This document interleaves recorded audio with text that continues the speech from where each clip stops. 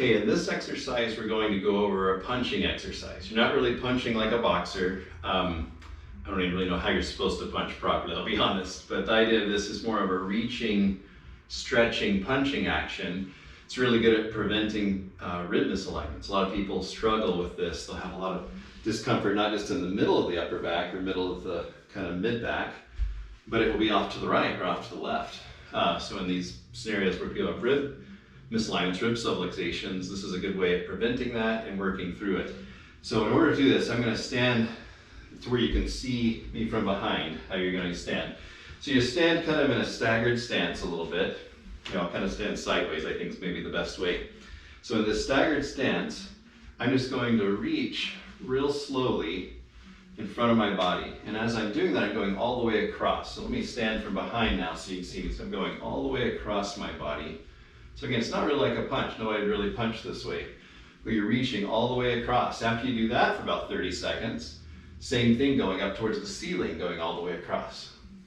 And then another 30 seconds, do it same way, going towards the floor all the way across for 30 seconds.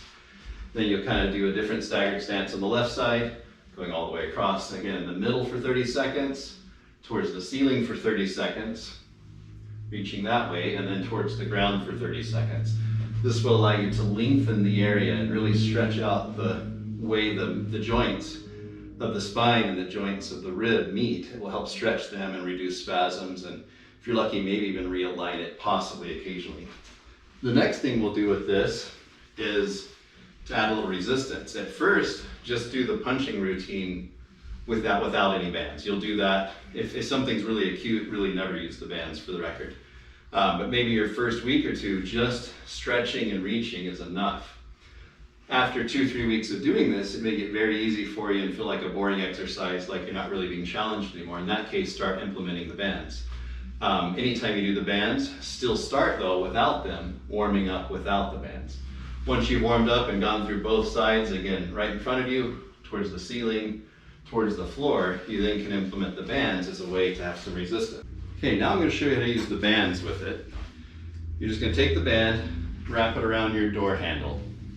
As it's around the door handle, you now have a way to anchor the band and do the same staggered stance, going across your body, working the middle of the ribs, up towards the ceiling, working different muscle areas, and then going towards the ground. So again, the same thing in those 3 motions, 30 seconds each time. Of course, you can go the left. Just you'll get creative. You'll learn how to tie off the bands on the door handle to kind of work on whatever side you're trying to target.